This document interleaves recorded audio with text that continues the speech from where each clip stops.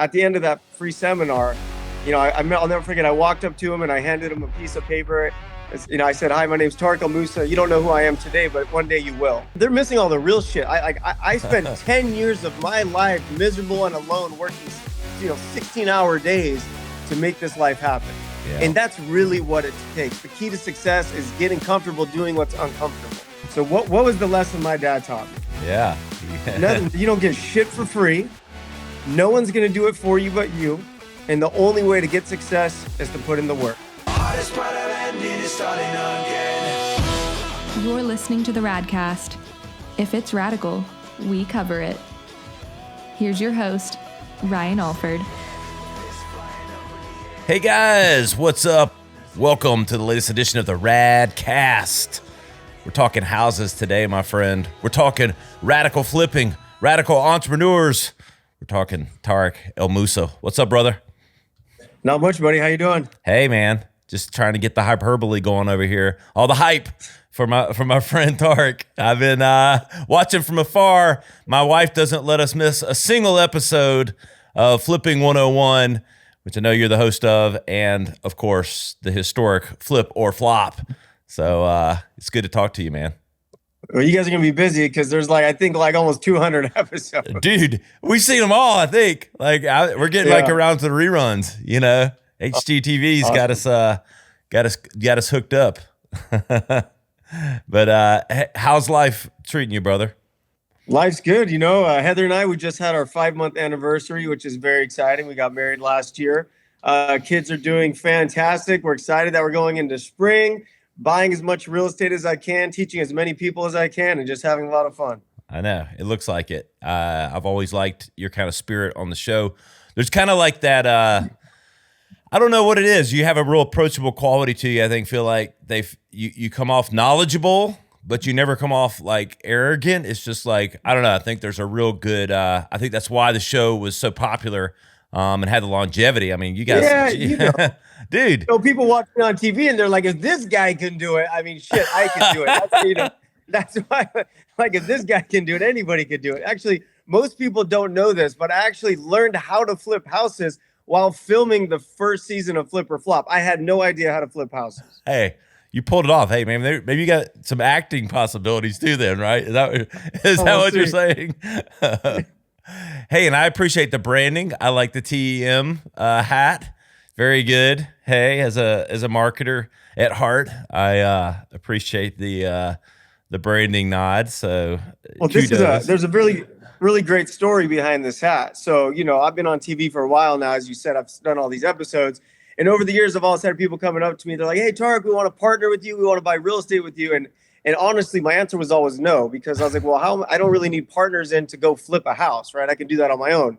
So, I'm just obsessed with real estate. And then I created the company TEM Investments. And TEM Investments gives investors the opportunity to partner with me. And we're out buying apartment buildings right now. So last year we bought 3 apartment buildings in Arizona. And in a few weeks, we're closing on a 190 unit in Mesquite, Texas. So if anyone wants to partner with Tarek, you got to check out TEM Investments. There we go. I like it. Good plug. And I love the branding. I had Grant Cardone on last month, and he was the real estate thing's hot, man. Let's just be honest. It's crazy. The smartest guys I know, it sounds like you might fall in this camp, Tarek. The Grant's telling me in my ear about real estate. You're talking about it. I mean, what is it about real estate right now that's just so hot?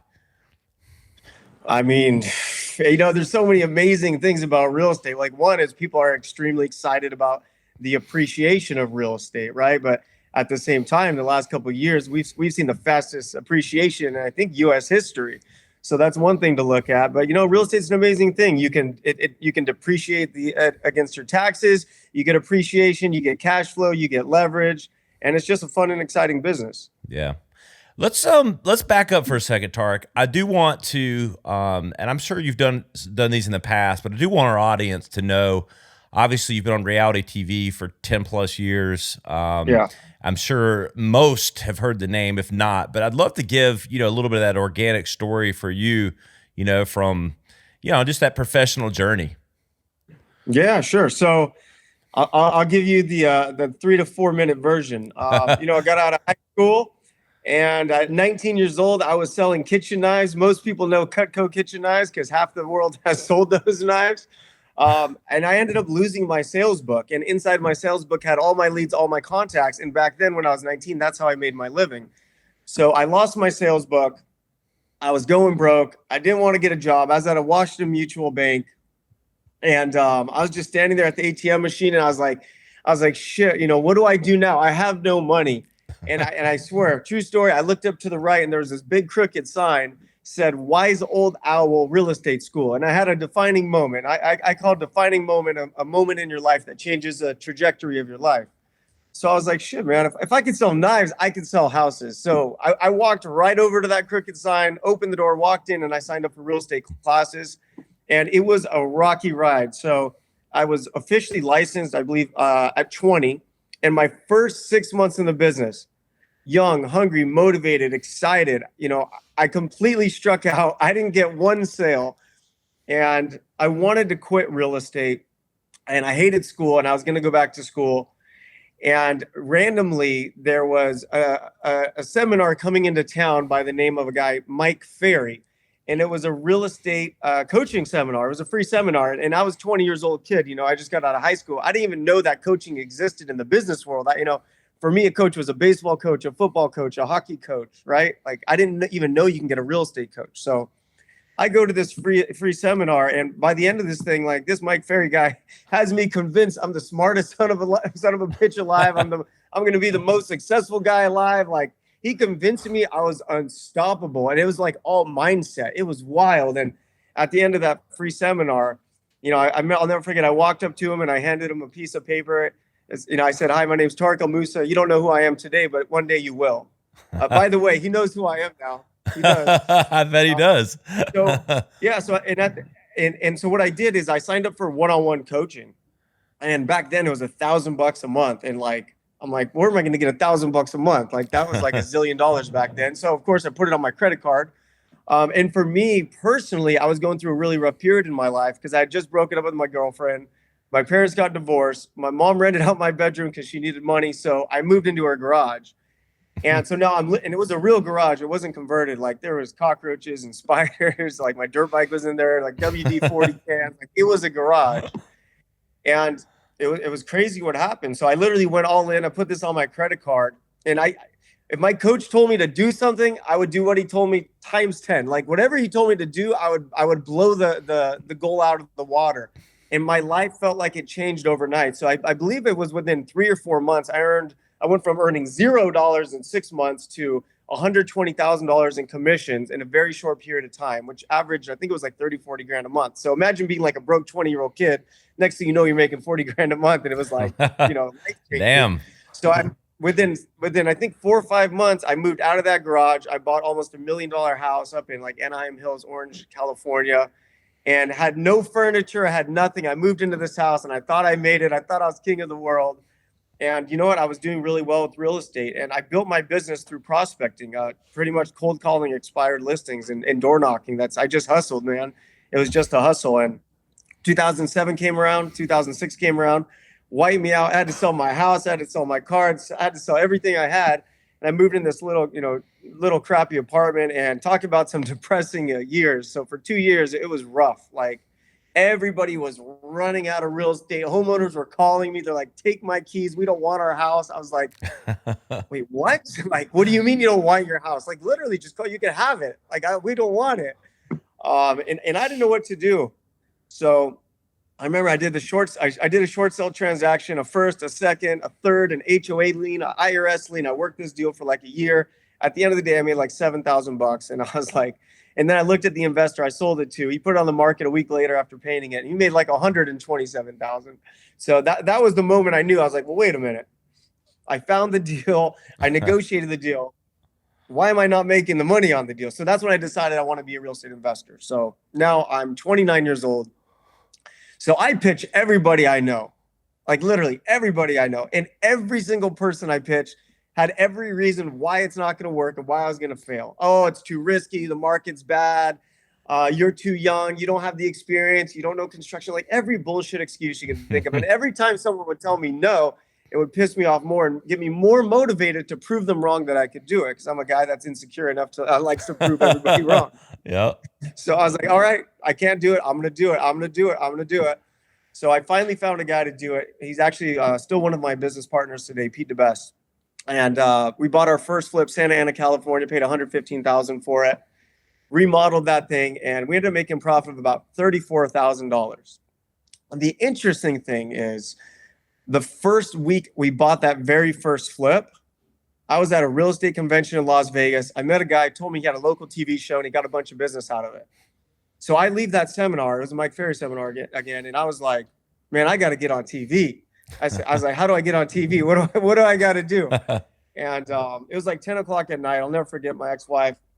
She's like, you coming to bed? I was like, no, I'm going to get us a TV show. She goes, you're crazy. I said, I know I'm crazy, but crazy works. So I literally just jumped on my computer and I started Googling like Hollywood production companies, Los Angeles production companies. And I just sent like resumes and pictures and said, hey, I want to flip houses on TV. So what happened was I wanted to be on TV and I had just bought my first flip. So this is where the idea for Flip or Flop came from. I was like, well, shit, why don't I flip houses on TV? So the production company next day, they emailed me back and they're like, send a home video. I send the home video. They liked the home video. Then they wanted to do a 2-day professional shoot, which is called a sizzle. They came out for 2 days. And then they shot that out to the networks and nobody wanted it. We got nothing. So I had given up on it, but I was still working on building the real estate stuff. You know, TV was like, you know, if it happens, it happens. Yeah. And then 10 months later, I got a call from HGTV or from the production company saying, you're not going to believe it, but HGTV wants to do a pilot. So it was summer of 2011. We shot the pilot for Flip or Flop. And then it went back to the network. And immediately after they got it, they loved it. And then they sent me a contract to do 13 houses in 10 months on national TV. So as you can imagine, you should be excited, right? Yeah. You know, 13, you got a TV show. Well, here was the problem. Well, 1, I had no money. And 2, I had no houses. And 3, I didn't know how to flip houses because in my entire life, I was only on my 3rd flip. So I went from doing 3 flips in a year to now they wanted 13 in 10 months on TV. So I remember I called my lawyer at the time. I was like, well, what's the worst thing that can happen? He's like, well, they can sue you. And I looked around in my room and I was like, well, they can have it. So I signed the contract and that's what I did, man. I burned the boats. I went all in on that. In that first year, I just didn't sleep. And I said, I'm going to learn how to flip these houses while filming this show. And pulled it off. And we ran that show for 10 seasons. It's the most famous house flipping show of all time. Dude, what a story. It was a wild ride. It was a wild ride. A public divorce in there and a whole bunch of other wild shit, but it's been fun. I know. But people don't know. I don't think people know that. That's why I'm glad for people to hear your side of kind of like that backstory. Every person I have, we're roughly the same age. I think I'm a little older than you, but everyone that's been in our circle, that 2007-8, I know exactly where the story's going. As soon as they say the year, it's like tank. It's like almost every especially real estate, right? Dude, like people don't understand. Talk about hard times. Like shit, man. I went 4 months in 2007 without a paycheck.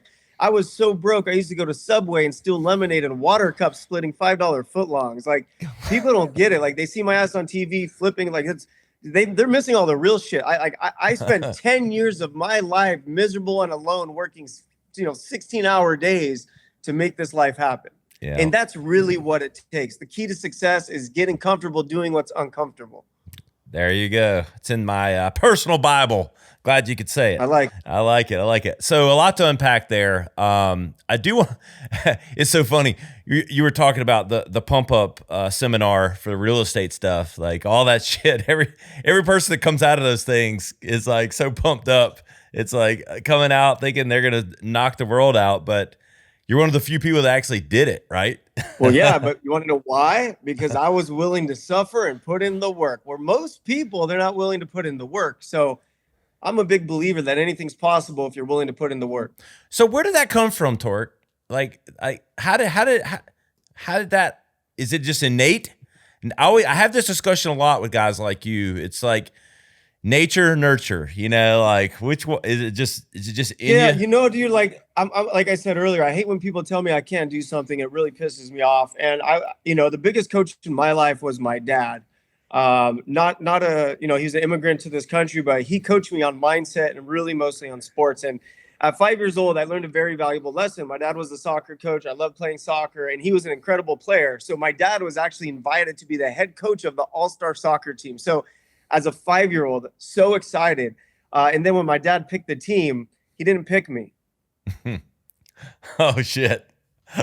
So yeah, so he didn't, like, I'll never forget being at the dinner table, 5 years old, just like crying my eyes out. And I was like, well, why didn't you pick me? And he said, son, I love you. You're not good enough. But he said, I'll never forget. He said, you're not good enough. But if you work really hard, next year you're going to make that team. Damn. So what was the lesson my dad taught me? Yeah. Nothing, you don't get shit for free. No one's going to do it for you but you. And the only way to get success is to put in the work. So that's what I learned at 5 years old. If I wanted something, I had to work for it. No one's going to give it to me. Hey, I love that. Amen. Hey, a lot to learn there. I feel like everybody thinks it's going to be handed to you. The biggest thing now is just things come easy, it seems, or they think that it does. And it's the biggest misconception the world is being misled by is how easy things can, Well, it's like, yeah, this is 20 years later. Shit, things are easier now, but it took 20 years of hell to get to the easy. That's right. That's exactly right. So talk about reality TV for a minute. So, I mean, you've done it. Shit. I mean, most reality TV shows do not have the longevity you guys had. Number one, I mean, I'd say you're probably like the top 1% if I just had to guess. Purely unscientific guess, but I would guess. Yeah. Most of them would go, what, a year, 2, 3 years? So you're Couple seasons. Yeah, a couple seasons. So how real was your reality TV? Oh yeah, I mean, it was real because I don't know. Like here's like if you watch my show, like literally, I wore like sandals, black board shorts, t-shirts. I looked like I was like a bum half the time. Like I didn't even think about being on TV. I was just thinking about not going bankrupt because I didn't know how to flip houses, and just unfortunately there were cameras there. So like it was all real. Like at the beginning, I didn't know anything about anything, and I just kind of figured it out as I went. But I guess I meant as the whole, because I mean, obviously you talked about the ups and downs. Your whole life is being played out. But your kids grew up on reality TV in a way. I know they weren't the center of the story, but obviously, you watch them through the series. Like, yeah, everybody feels like watching them growing up. Like, did it become more not staged? Might be the wrong word, but like, how much staging is involved in kind of making the show as interesting as it was? You're following the processes of a flip, right? So you can't stage that. You have to show the demo, you have to show the walkthrough, you have to show the design, you have to show the remodel, right? Yep. And then outside of that, it would follow small parts of our personal life. It wasn't a personal life reality show. So no. it only gave a little peek inside of our personal life. Yeah. Did what's your net from the show? And I'm talking we'll get to flipping 101 in a minute. And we're talking with Tarek El Moussa from Flip or Flop, serial entrepreneur, and what seems like a pretty fucking cool dude now that I'm getting to know him. So Tarek, talk to me about like your net takeaway from Flip or Flop. Are you like high gratitude, really appreciate it? I don't want to put words in your mouth, but like what's your net? No. I mean, shit. I'm 40 years old now, and I spent almost a third of my life filming that TV show. So. It's a part of me. It'll always be with me. I'll always have those memories. I mean, shit, when I'm a 60, 70, 80-year-old man, I can go back and watch myself as a 29-year-old kid. So it's definitely something in my life I wouldn't change. And it's been an incredible experience and one hell of a ride.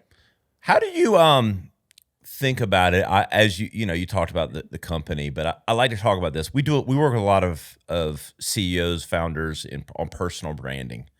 And obviously, having a show on TV for 10 years certainly elevated you to your persona and all that. But when I say the words personal branding to you, where does your mind go with the Tarek El Moussa brand and like your perspective on yourself?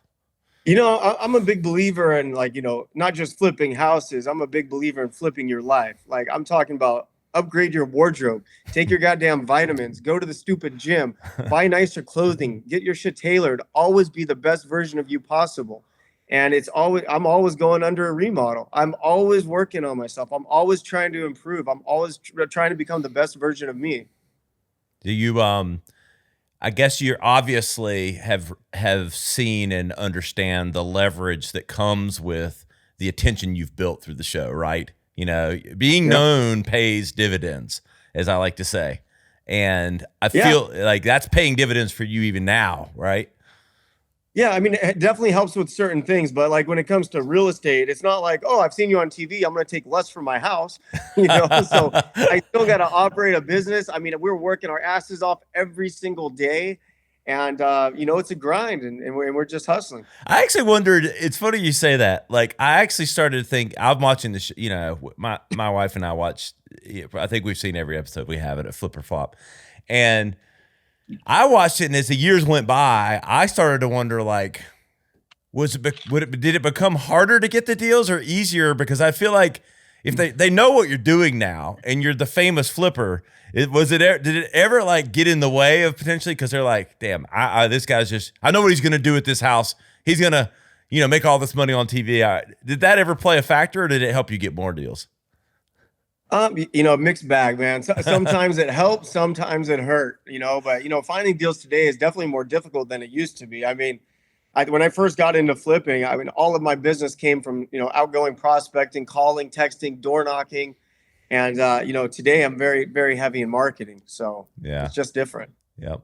Yeah. You said that. So like marketing. So like, how much of it's marketing? What's marketing to you? Like what's your appreciation level of marketing and the role of it in kind of what you're doing? I mean, marketing's everything. You got to get your phone to ring. So like for me, my first 10 years as an entrepreneur, 12 years as an entrepreneur, I never did any marketing. I was taught sales, and I was taught sales on the phone. So all I did was call people. All I did was text people. All I did was network with people. And then as the short sales and those things started to dry up, I realized, well, hey, I'm building a brand now. I should try this marketing thing. So in 2013 is when I got into marketing. And today we're doing heavy marketing, hundreds of thousands of dollars a month. We have TV commercials running throughout Southern California. We have heavy digital marketing campaigns running. We have print mailers going. We have driving for dollars. We have cold calling campaigns. We have texting campaigns. We have email campaigns.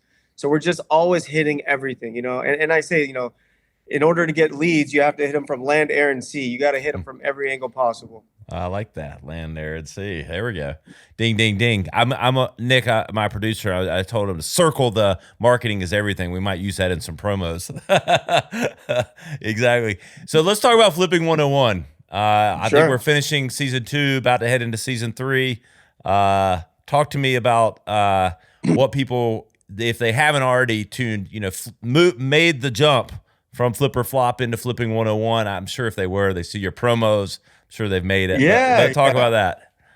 I mean, it's really similar to Flip or Flop, you know, but it reminds me of like the olden Flip or Flop days when I really had no idea what I was doing. So it's a fun show because, you know, I'm an experienced house flipper working with these rookies. And like to be honest, I have so much knowledge and so much experience, but they still don't listen to me, you know, thank God. because they don't listen to me, it makes such a fun show. So for the viewer, they're watching, they're like, just listen. And of course they don't listen, and then it doesn't work out. So for me, like Flipping 101 has been crushing it in the ratings. People are really liking that show. So if you guys want to see a really exciting show, you got to check out Flipping 101. Yeah, so you're taking the novice, the guys that were you, maybe the true you from season 1, and you're walking them through the ropes. It is funny. I watch every time. I'm like, you're giving them advice, and I could tell the setup's coming. You know, like you're telling them, and I'm like, they're not going to do it. They're not going to do it. It's like, why don't they fucking do it? I'm like, why aren't they doing it? It's one of those things, but like I coach people all the time. So obviously I'm coaching people on the show Flipping 101. But outside of Flipping 101, I'm passionate about coaching. Like it's my favorite thing to do. So like I told you early on, as a broke kid, I got a coach and I made all this money because my coach actually showed me what to do because I just had no idea what to do. So what do you work on when you don't know what to do? It's like trying to teach yourself golf. Well, you're just going to keep practicing the wrong swing. How are you going to get better? Right. So So I'm passionate about coaching. So that's why I actually launched an online real estate school called Homeschooled by Tarek. Nice. And now we're teaching people across the country how to flip houses, how to buy rentals. And that's been very exciting too. Homeschool by Tarek, people. Go check it out. Yeah. And it was actually a great name because I came up with the name Homeschooled before the pandemic came out. And then everybody had to homeschool their kids. So now everybody knows homeschool. He's a true marketer, folks. He was ahead of his time. He knew the pandemic was coming. Yeah. What's talk to me a little bit, Tarek, about like real estate advice. People are listening. I like to get all these experts on, and we like to share knowledge with our audience. Hot market, a lot going on. I know we're going to link to some of the stuff that they can get involved with you at the end, where you can, I'm sure, go much more in depth. But what's some trends or tips or things you put out there for people that are thinking about real estate investing?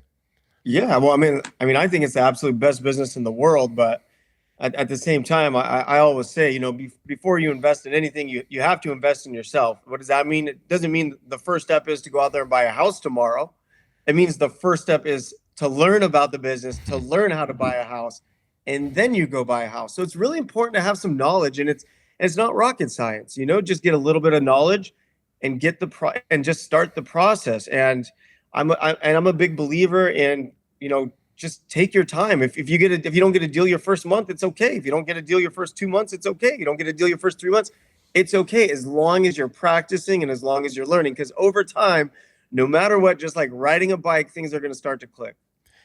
What's the biggest, and I know you go through this on Flipping 101, but people that get into flipping, what do you think the biggest misconception is with flipping? The biggest misconception is that you make your money from the construction, might be one of them. Ah, okay. So yeah, so a lot of people are so focused on the construction, so they just want to go buy a fixer upper, and then they think about the remodel. Just because a house is a piece of crap doesn't make it a good deal. So it all comes down to what you actually pay for that house. So it's very important to buy it at the right price, because if you get it at the right price and if things go wrong, you're still going to be okay. In other words, focus more on the pig and not putting lipstick on it. Yeah, exactly. Pretty much. Exactly. And that's it. You have to be a hunter. You have to know how to generate leads. You have to know how to evaluate properties, and ultimately you need to know what to pay for real estate. Yeah. What percent of like what you're up to now is still in the flip part of it? I mean, is that still like the large portion of what you're doing? I know you've got your hands in a lot of stuff. Yeah. So we're not really doing much wholesaling anymore, just because the market's been appreciating so fast. Over the last 60 days, I think I bought right around 50 flips, and probably 10 to 12 rental properties in the last 50. 2 months. So you've bought 50 in the last 60 days that you are in the active process of renovating and flipping. Yeah. Shit.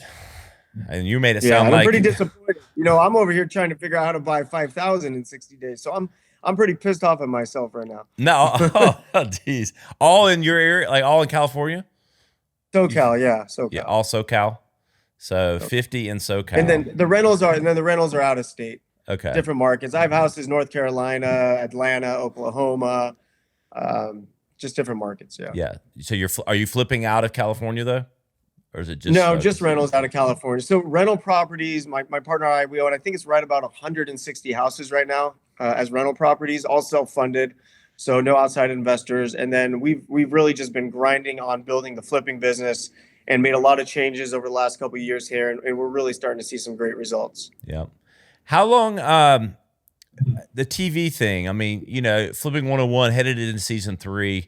I mean, do you see that as kind of do you enjoy the TV, the production side? It's not all glamour, as you know. No, it's tough. It's tough being on TV, especially when you're an entrepreneur with a bunch of ADHD. TV can be slow, but at the end of the day, to be able to watch an episode, it's extremely rewarding, and be able to coach these people, it's extremely rewarding. So like I have no plans of getting off TV. I'm just looking to continue to build my brand, get better at real estate, teach more people, and help more people make money with real estate. How do you where do you get your knowledge? So now that you're kind of in the prime of your career, like knowledge and, opportunities, you've learned a lot. You've got the, I don't know, thicker skin maybe from the experiences of 2007. I mean, like, but what's your source of, I don't know, knowledge, learning, and other things now that you're kind of at your level? Sure. I'm a guy that learns by doing. Yeah. Like, that's it. I learn by doing. Like, what does that mean? Well, how do you get off market deals? You got to talk to homeowners. So I picked up the phone. I sounded like an asshole. I had no idea what I was doing, but I was calling off market. And as time goes on, just like in sports, when I was 5 years old, the more you practice at something, the better you're going to get. So for me, like I taught myself how to flip houses just through, practicing and trial and error. I tried everything. I put signs on the freeway. I door knocked. I texted. I cold called. I drove for dollar. Like, you name it. I tried it. I did everything. Talk about family. Your kids are growing up on TV in a way, obviously not as the central characters. 5 months into a new marriage, you and Heather seem extremely happy. What's that part of, it just seems like a really important part of your life. It is the most important part of my life. I'm a two-time cancer survivor. I had some pretty sketchy years there for a while. I wasn't sure what was going to happen. And now I'm the healthiest I've ever been in my life. I'm the happiest I've ever been in my life. And I'm 40 years old. And I'm just so focused on my children. I'm focused on Heather. And we're planning on having another baby soon. So I'm just looking to family. And I'm just so excited about life, because for me, like when the kids are older, it's going to be a family business. I want the kids coming in, working with me. I want them to do real estate investing. I want them to be passionate about what they're doing. And I'm really excited for working with them. That's cool. It's a good legacy to be living. I mean, and what, at least me, as we're kind of concluding, talking with Tarek El Moussa from Flip or Flop, serial entrepreneur, flipping 101. We're going to tell you the links here at the end of the show. What do you want the legacy to be, brother? I mean, like, I think you've encapsulated throughout the show, but I do want to kind of reiterate for everyone. 20, 30 years from now, like when you look back, what do we want people to think and remember about Tarek? I want people to remember that anything is possible. I showed the world that a guy that grew up with no money in Buena Park, California, ended up on TV with $1 to his name, and he did something with his life while a TV camera followed him. I want to inspire as many people as humanly possible. I want to get as many people into real estate as humanly possible, and I really want to change lives because, people change my life, and it's my obligation to do the same for others. I love it, brother. So let's give everybody some of the places they can keep up with you, some of these projects, how they can get involved with you. Sure. If you're an accredited investor, you want to partner with me on some apartment buildings, you got to check TEM Investments or investwithtarek.com. If you want to learn how to flip houses, which is to be active real estate investor, go out there and find, fix, and sell. You got to check out homeschooledbytarek.com. And if you got a house to sell, you got to check out tarekbuyshouses.com. There we go. I love it. All the places to keep up. Tarek, I really appreciate your time, brother. I know there's been some enlightening things here for people, get to know you a little deeper, a little better. Really appreciate your transparency and willingness to kind of open up a little bit. Yeah, absolutely. And if you guys want to see a little bit of everything that's going on, my Instagram is the real Tarek El Moussa. And the reason it's the real is because someone stole my name.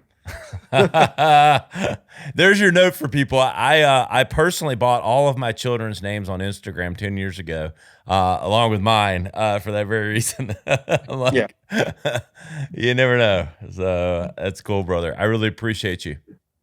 All right, man. Great chatting with you. And until next time. Hey, guys, thanks so much for Tarek El Moussa coming on the show. You know where to find us. We're at theradcast.com. Search for Flip or Flop or any of the content from today. All the highlight clips will come up. I'm at Ryan Alford on all the platforms. We'll see you next time on the Radcast.